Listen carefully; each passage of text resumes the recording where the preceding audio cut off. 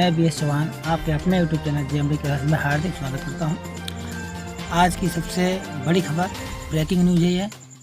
UP board के विद्यार्थियों को एक खास तोहफा दिया है। आइए जानते हैं क्या है खबर।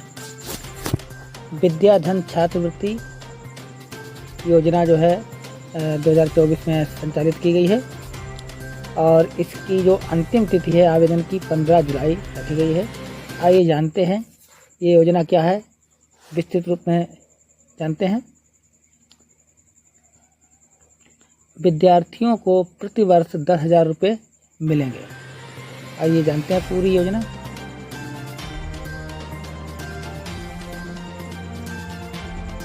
लखनऊ सूचना है, लखनऊ से ये प्रकाशित सूचना है और ऑथेंटिक बिल्कुल जानकारी है। इस वर्ष 10वीं यानी कक्षा 10वीं पास छात्रों को, जो भी छात्र और छात्रा हैं उन दोनों को के लिए विद्याधन छात्रवृत्ति योजना छात्रवृत्ति के लिए आवेदन शुरू हो गए हैं। 2 लाख की वार्षिक आय वाले परिवार के बच्चे आवेदन कर सकते हैं। यूपी बोर्ड सीबीएसई और आईसीएसई के 10वीं पास को आवेदन का मौका मिलेगा। यानी इसमें जिन बच्चों ने वर्ष 2024 में बोर्ड परीक्षा उत्तीर्ण की हैं, चाहे वे यूपी बोर्ड से हों, सीबीएसई बोर्ड से हों, आईसीएसई बोर्ड से हों, उनको आवेदन करने का मौका मिलेगा। और इसकी जो अंतिम तिथि है आवेदन की वो 15 जुलाई निर्धारित की गई है। इस संबंध में मंडलीय विज्ञान प्रोजेक्ट अधिकारी डॉक्टर दिनेश कुमार ने बताया है कि पोर्टल विद्याधन.org पर जाकर विद्यार्थी सीधे आवेदन कर सकते हैं।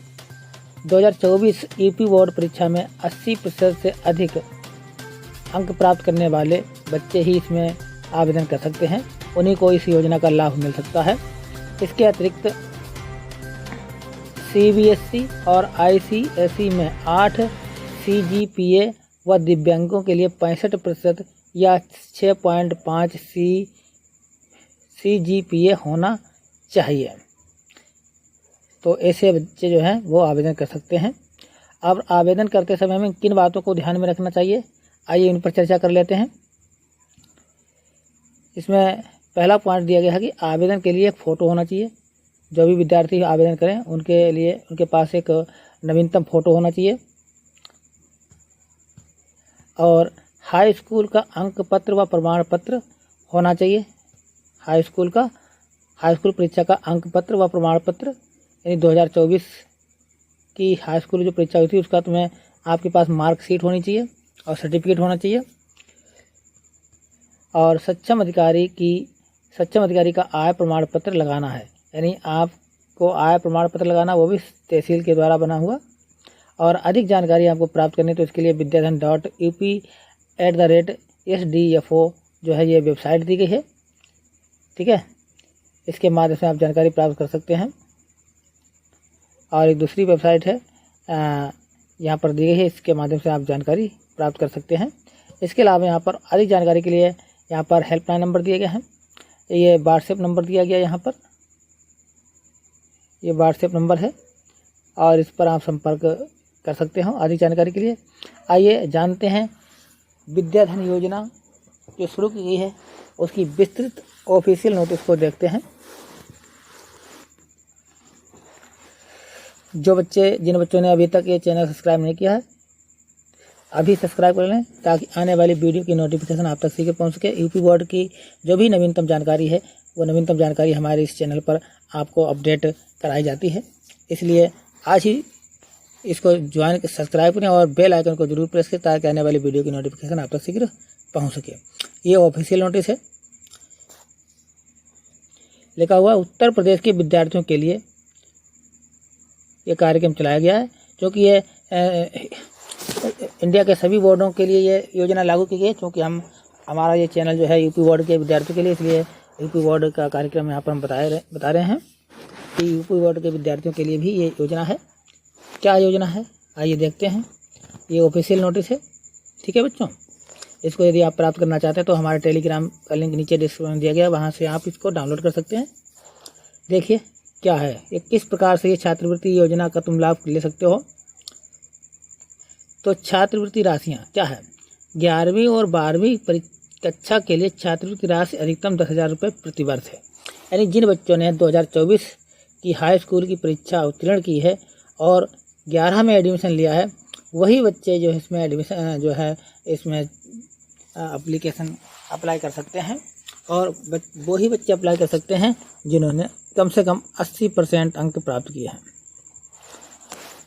80% से अधिक वाले बच्चे जो हैं इसमें अप्लाई कर सकते हैं। इससे कम वाले बच्चे इसमें अप्लाई नहीं कर सकते हैं, उसके लिए योग्य नहीं हैं।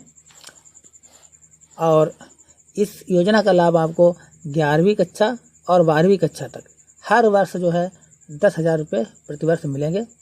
11वीं अगर आप करोगे, 11वीं की पढ़ाई करोगे तब 10,000 मिलेंगे और 12वीं की पढ़ाई करोगे तब 10,000 मिलेंगे। आप देखिए इसमें कौन कौन आवेदन कर सकता है, कौन आवेदन नहीं कर सकता है। वे छात्र जिनकी पारिवारिक वार्षिक आय 2 लाख रुपए से कम है। यानी जिन छात्र छात्राओं के पारिवारिक जो वार्षिक आय है वो 2 लाख रुपए से कम है, वही छात्र छात्राएं इस छात्रवृत्ति योजना के लिए पात्र हैं।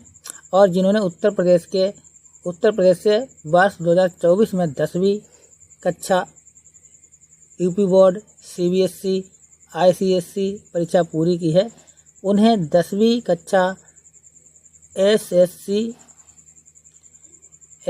परीक्षा में 80% या 8 CGPA प्राप्त होना चाहिए। दिव्यांग छात्रों के लिए कट ऑफ 65% या 6.5 CGPA प्राप्त होना चाहिए। यानी इसमें जो क्राइटेरिया है, योग्यता की क्राइटेरिया है, पात्रता की जो शर्तें हैं वो क्या है।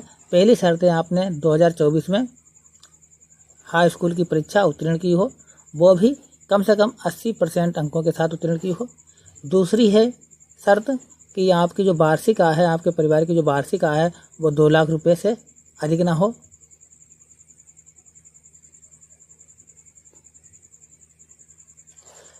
और तीसरी है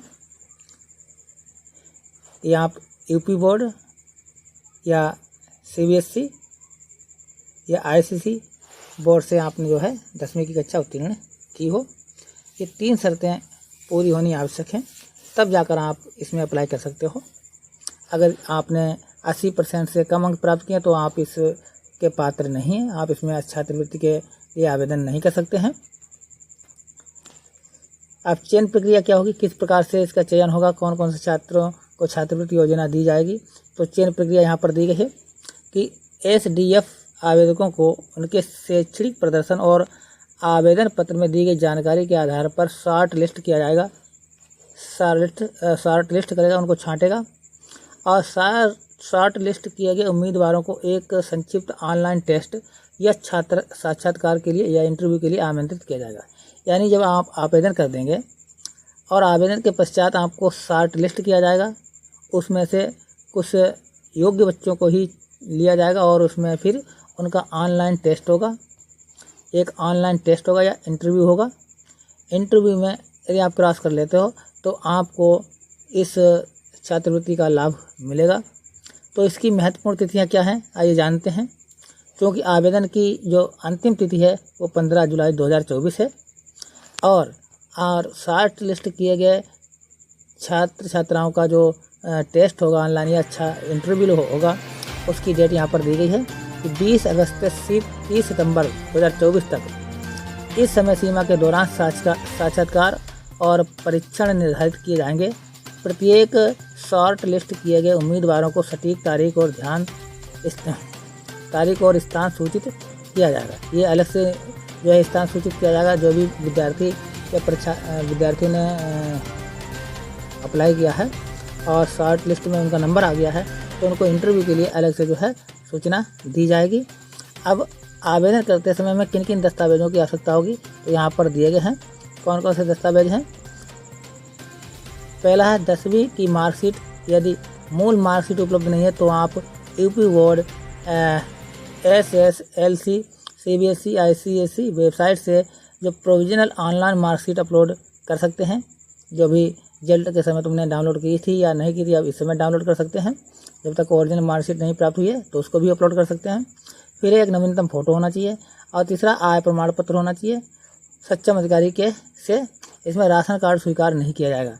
केवल आय प्रमाण पत्र, वो भी 2 लाख रुपये से 2 लाख रुपये की वार्षिक आय से कम का होना चाहिए, इससे अधिक का नहीं होना चाहिए, तब आप इस योजना के लिए पात्र माने जाएंगे। तो ये थी योजना। अब संपर्क करने का विवरण, अगर आप इससे अधिक जानकारी प्राप्त करना चाहते हैं इसके बारे में, तो आप इस वेबसाइट यहाँ पर दी गई है, इसके माध्यम से आप जानकारी प्राप्त कर सकते हैं। और आवेदन कैसे करें, सबसे महत्वपूर्ण बात है आवेदन किस प्रकार से करें, ये बच्चे ध्यान रखें। और इसके लिए एक स्पेशल वीडियो बनाया जाएगा कि आवेदन किस प्रकार से करते हैं। तो जो फिर भी इसमें जो सूचना जानकारी दी गई उसके बारे में हम जान लेते हैं।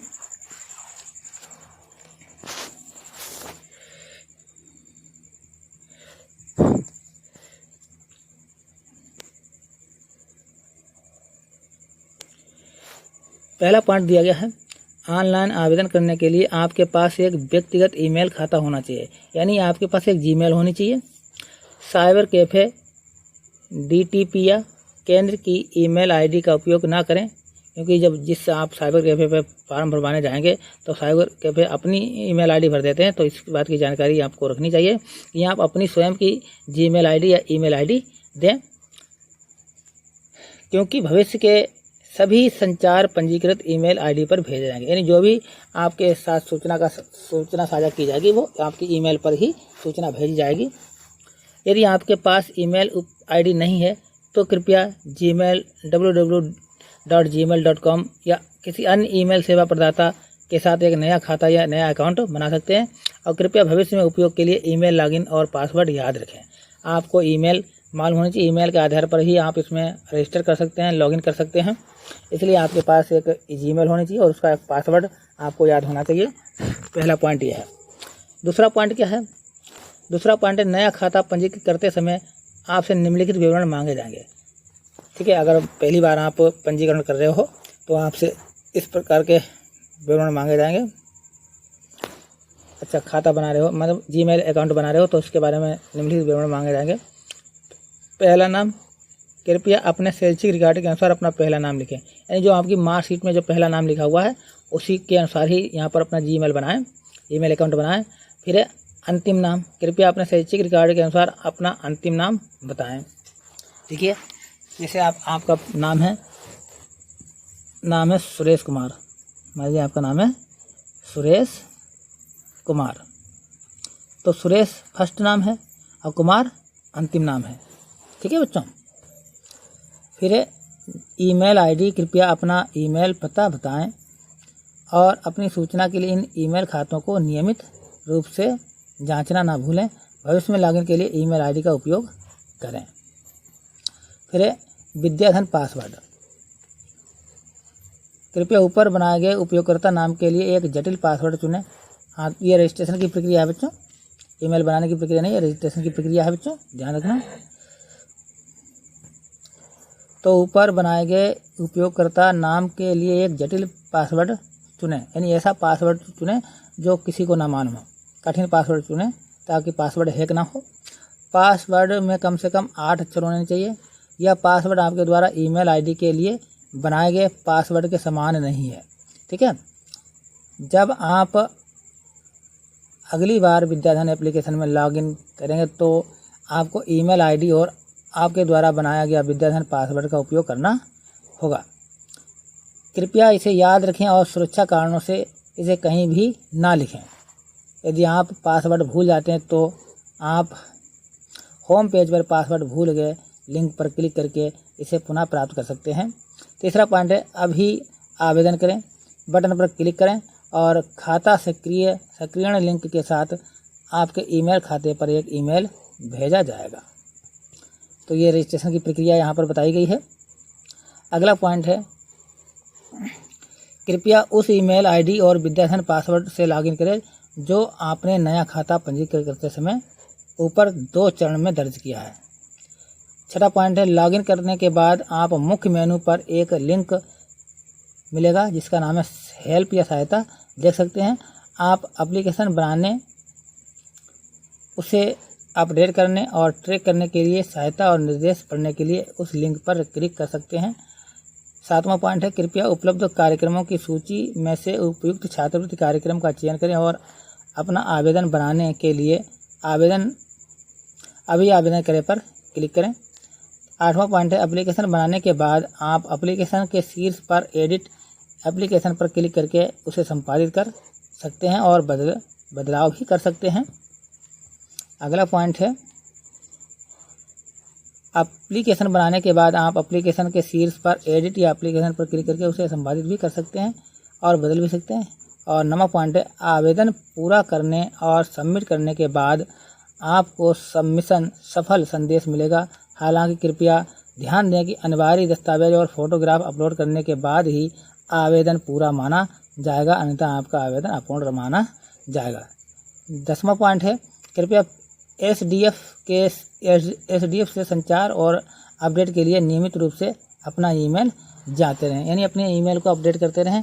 अब ईमेल को चेक करते रहें कि वहाँ से कोई जानकारी तो नहीं आई है विद्याधन ऐप के माध्यम से। तो ये था रजिस्ट्रेशन करने की प्रक्रिया। आप स्पेशल इसके लिए एक वीडियो बनाएगा किस प्रकार से रजिस्ट्रेशन करें। ये तो न्यूज़ थी, तो ये न्यूज़ जो है बच्चों सभी अपने मीडिया प्लेटफार्म पर इस वीडियो को सेंड कर दें ताकि वो भी इससे लाभान्वित हो सके।